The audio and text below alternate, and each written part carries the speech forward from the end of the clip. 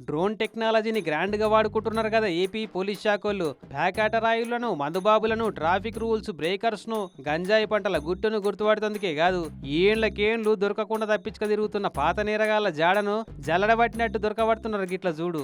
పాణ్యం మండలం సుగాలిమిట్ట అనే ఊరి జంబులమ్మ ఆర్చికాడ చెంచు హనుమంతు అనే కరడుగట్టిన దారిదోపిడి బందుపోటు దొంగోడు గీ చెట్ల పొదలలో జాక్కుంటే ఎట్లా గుర్తుపట్టి దొరకబట్టిరో చూడు డ్రోన్ తోటి. చెట్ల పొదలలో జాక్కుండా సంగతి డ్రోన్ తోటి గుర్తుపట్టిరు పోలీసోళ్ళు. కానీ ఆ సంగతి వానికి తెలియక ఈ గుబురు గుబురున్న చెట్లలో జాక్కుంటే నన్ను ఎవ్వరు గుర్తుపట్టరు అనుకుండు.